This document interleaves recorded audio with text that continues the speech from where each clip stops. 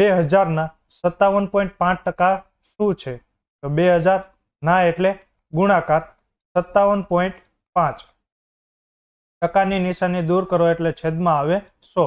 અહીંયા મિત્રો પોઈન્ટ પછી એક અંક છે એટલે આ પોઈન્ટ દૂર કરો તો છેદમાં એક શૂન્ય વધારે લાગે, તો આ 3 શૂન્ય જશે. તો 575 ના ડબલ કેટલા થાય એ તમને પૂછેલું છે. તો 75 ના ડબલ થાય 150 એટલે વધી પડી 1, 5 દુ 10 ને 1 11. તો મિત્રો સાચો જવાબ આવે 1150. તમને મિત્રો આ ડબલ કરતા ન આવડે તો તમે ગુણાકાર કરી લેજો. આગળનો પ્રશ્ન જોઈએ. 10,000 ના 15% માઇનસ 500 પ્લસ 1,000 ના 50% એટલે કેટલા? તો 10,000 ના એટલે ગુણાકાર, ટકાની નિશાની દૂર કરો એટલે છેદમાં આવે 100, માઇનસ 500 પ્લસ 1,000 ના એટલે ગુણાકાર, ટકાની નિશાની દૂર કરો એટલે છેદમાં આવે 100. તો જો અહીંયા 2 શૂન્ય જશે, અહીંયા 2 શૂન્ય જશે, 15 એકા 15, પાછળ 2 શૂન્ય, માઇનસ 500 પ્લસ 50 દાન 500. તો માઇનસ 500 ને પ્લસ 500 ઉડી જાય તો જવાબ આવે 1500. હવે મિત્રો પરીક્ષામાં તમારે આવું કશું કરવાની જરૂર નથી. જો મિત્રો 10,000 ના 10% કેટલા થાય મિત્રો? તો મેં તમને શીખવાડેલું છે કે એક અંક પછી પોઈન્ટ મૂકી દો તો 1000.0 એટલે કે 1000 થાય. તો 15% કીધેલા છે તો 5% બીજા ઉમેરી દો તો 10% 1000 છે તો 5% કેટલા થાય? 500 થાય. એટલે 15% મિત્રો કેટલા મળે? 500 અને 1000 બીજા એટલે કે 1500 થાય, માઇનસ 500. હવે મિત્રો 50% એટલે કેટલું થાય? અડધું. તો 1000 ના અડધા કેટલા થાય? 500.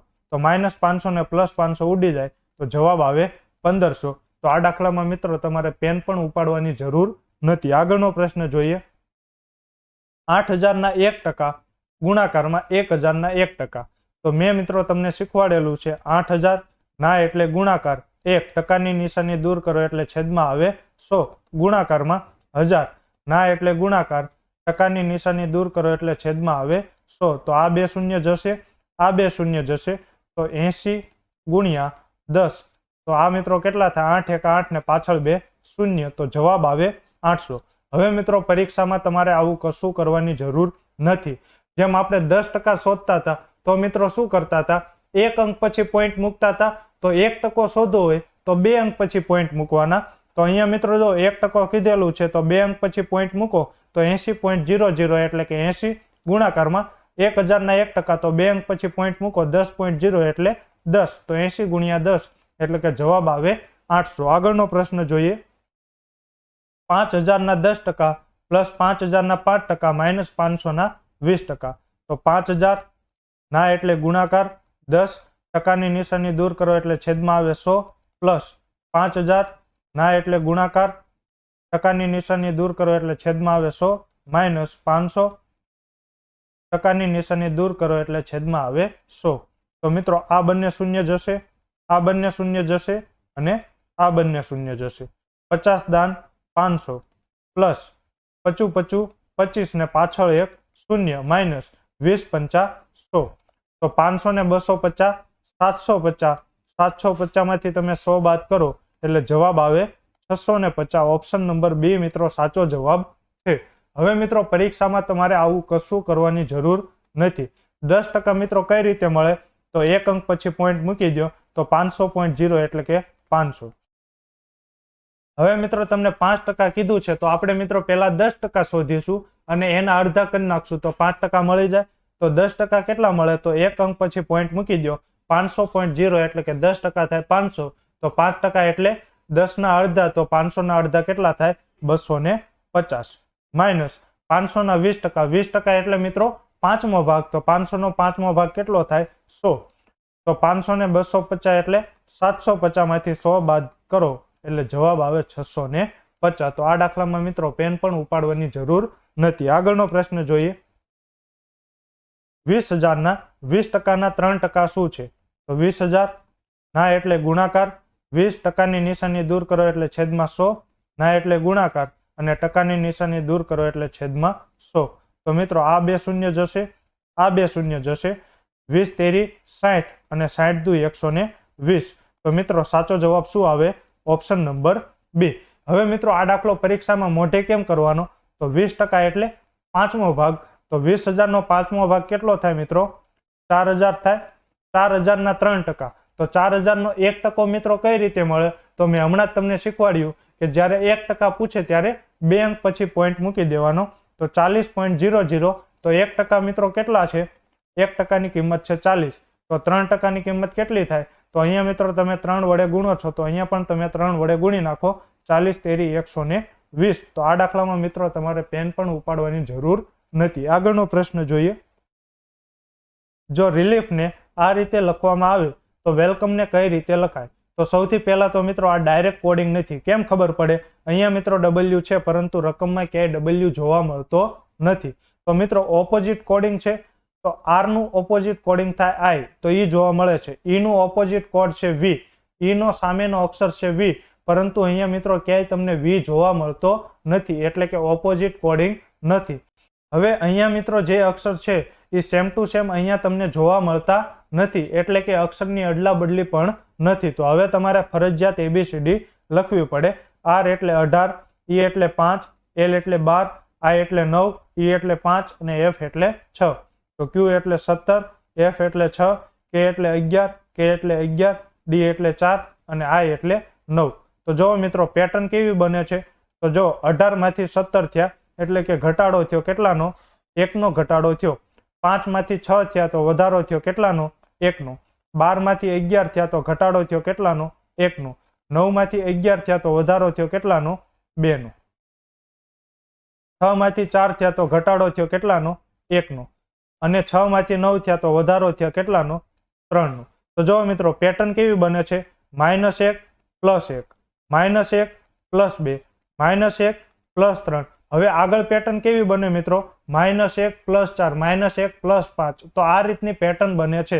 તો W એટલે 23, E એટલે 5, L એટલે 12, C એટલે 3, O એટલે 15, M એટલે 13 અને E એટલે 5. તો હવે મિત્રો જો -1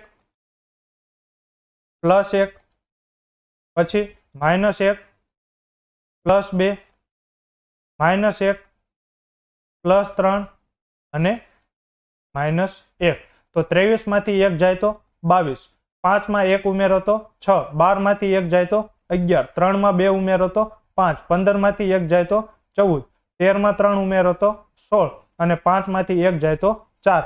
તો 22 એટલે મિત્રો ABCD માં કયો અક્ષર આવે? તો 22 એટલે V. તો બધામાં મિત્રો V જ છે. 6 એટલે F. તો જો મિત્રો ઓપ્શન નંબર D નહીં આવે, કેમ કે બીજા નંબર ઉપર E છે, જ્યારે બીજા નંબર ઉપર શું આવવું પડે? F. 11 એટલે K, 5 એટલે E. તો અહીંયા મિત્રો જો ઓપ્શન નંબર B નહીં આવે, કેમ કે ચોથા નંબર ઉપર K આપેલો છે. 14 એટલે N. તો અહીંયા જો મિત્રો ઓપ્શન નંબર C નહીં આવે, કેમ કે 5મા નંબર ઉપર O આપેલો છે, જ્યારે 5મા નંબર ઉપર N આવવો પડે. તો સાચો જવાબ છે ઓપ્શન નંબર A. 16 એટલે P અને 4 એટલે D. તો સાચો જવાબ છે ઓપ્શન નંબર A. આગળનો પ્રશ્ન જોઈએ. જો ક્રેશને આ રીતે લખવામાં આવે તો ટ્રેનને શું લખવામાં આવે? તો અહીંયા જો મિત્રો T છે, પરંતુ રકમમાં તમને T જોવા મળતો નથી, એટલે કે ડાયરેક્ટ કોડિંગ નથી. T ની સામેનો અક્ષર છે X. તો આ મિત્રો સામેનો અક્ષર જોવા મળે છે, પરંતુ R નો ઓપોઝિટ લેટર થાય I, પરંતુ મિત્રો તમને I જોવા મળતો નથી, એટલે કે ઓપોઝિટ લેટર પણ નથી. અહીંયા મિત્રો જે અક્ષર છે એ સેમ ટુ સેમ તમને અહીંયા જોવા મળતા નથી, એટલે કે સ્થાનની અદલા બદલી પણ કરેલી નથી. તો હવે તમારે ફરજિયાત ABCD લખવી પડે. તો C એટલે 3, R એટલે 18, A એટલે 1, S એટલે 19 અને H એટલે 8. તો X એટલે 24, M એટલે 13, V એટલે 22, N એટલે 14 અને C એટલે 3. જો મિત્રો આ વખતે તમને આગળથી પેટર્ન શોધવામાં મુશ્કેલી પડતી હોય તો આ વખતે આપણે પાછળથી પેટર્ન શોધીએ. તો 8 માંથી 3 થયા એટલે ઘટાડો થયો. કેટલાનો ઘટાડો? 5 નો. 19 માંથી 14 થયા એટલે કેટલાનો ઘટાડો થયો? 5 નો. અહીંયા પણ તમે જો 18 માંથી 13 થયા એટલે કેટલાનો ઘટાડો થયો? 5 નો. તો પેટર્ન મિત્રો કેવી બને છે? 5 નો ઘટાડો થાય છે, કેમ કે 3 માંથી તમે 5 અક્ષર પાછળ જાઓ ને, તો મિત્રો ABCD માં 5 અક્ષર પાછળ જાઓ C થી, તો જવાબ આવશે X. અને એવી જ રીતે A થી તમે 5 અક્ષર પાછળ જાઓ તો જવાબ આવશે V. તો પેટર્ન કેવી બને છે? -5 તો ટી એટલે 20, આર એટલે 18, એ એટલે 1, આઈ એટલે 9 અને એન એટલે 14. તો હવે મિત્રો પેટર્ન કઈ બને છે? -5 -5 -5 બને છે. તો આપણે મિત્રો બાદ કરીએ તો 20 માંથી 5 જાય તો 15, 18 માંથી 5 જાય તો 13. હવે મિત્રો 1 માંથી 5 જાય તો 1 માંથી ક્યારેય 5 જાય નહીં. તો આપણે મિત્રો હંમેશા શેમાંથી બાદ કરીશું? 27 માંથી બાદ કરીશું. તો 27 માંથી 5 બાદ કરો તો જવાબ આવે 22. અહીંયા મિત્રો જો 9 માંથી 5 જાય તો 4 અને 14 માંથી 5 જાય તો 9. તો 15 એટલે મિત્રો ABCD માં કયો અક્ષર આવે? O. એટલે કે ઓપ્શન નંબર C નો આવે, ઓપ્શન નંબર D નો આવે. 13 એટલે કે M એટલે કે ઓપ્શન નંબર A પણ નો આવે. તો તમારે મિત્રો આગળ સોલ્વ કરવાની જરૂર નથી, છતાં પણ આપણે સોલ્વ કરીએ. 22 એટલે V અને 4 એટલે D, 9 એટલે I. તો સાચો જવાબ છે ઓપ્શન નંબર B. આગળનો પ્રશ્ન જોઈએ. જો બેન્કિંગને આ રીતે લખવામાં આવે તો કિંગને કઈ રીતે લખાય? તો જો મિત્રો અહીંયા જે અક્ષર જોવા મળે છે એ તમને રકમમાં દેખાય છે. તો જો મિત્રો અહીંયા સેમ ટુ સેમ છે, એટલે કે આ ડાયરેક્ટ કોડિંગ છે. તો B નો કોડ L થશે, A નો કોડ M, N નો કોડ J, K નો કોડ R, I નો કોડ O, N નો કોડ M અને G નો કોડ P. તો તમને કિંગનો કોડ પૂછેલો છે. તો અહીંયાથી મિત્રો કિંગ તમે બેઠું ઉપાડી લ્યો તો એનો કોડ પણ તમે સેમ ટુ સેમ ઉપાડી લ્યો તો જવાબ આવશે રોમ. એટલે કે સાચો જવાબ છે ઓપ્શન નંબર C. આગળનો પ્રશ્ન જોઈએ. જો રેટ બરાબર 39 તો મિત્રો R એટલે શું થાય? R એટલે 18, A એટલે 1 અને T એટલે 20. તો આ મિત્રો બધાનો સરવાળો કરો. 18 ને 1 19, 19 ને 20 39. તો મિત્રો તમને શું પૂછેલું છે કે આપેલ અક્ષરનો ક્રમ અને એનો સરવાળો. તો તમને ટ્વિટરનો કોડ પૂછેલો છે. હવે મિત્રો હું આ ચેટમાં ચેક કરીશ નહીં, પરંતુ તમારે ચેક કરવું હોય તો આનું ચેક કરી લીજો. T એટલે 20, W એટલે 23, I એટલે 9, T એટલે 20, T એટલે 20 અને E એટલે 5 અને R એટલે 18. તો હવે મિત્રો તમારે આ બધાનો સરવાળો કરવાનો છે. તો 18 ને 5 23, 23 ને 20 43, 43 ને 20 63, 63 ને 9 72, 72 ને 23 95, 95 ને 20 115. એટલે કે સાચો જવાબ છે ઓપ્શન નંબર C. આગળનો પ્રશ્ન જોઈએ. જો કોબરાને આ રીતે લખવામાં આવે તો ગોરિલાને શું લખાય? તો જો મિત્રો C નો કોડ શું છે? 3. કેમ કે C નો ABCD માં ક્રમ કયો છે? 3. O એટલે 15, B એટલે 2, R એટલે 18 અને A એટલે 1. તો અહીંયા મિત્રો જે કોડિંગ છે તે કઈ રીતનું છે? તો જે અક્ષર છે એનો ક્રમ આપેલો છે. તો G એટલે 7, O એટલે 15, R એટલે 18, I એટલે 9. તો 7 15 18 9. એટલે કે મિત્રો ઓપ્શન નંબર C આવશે નહીં અને ઓપ્શન નંબર D પણ આવશે નહીં. તો હવે મિત્રો જો આગળ વધીએ.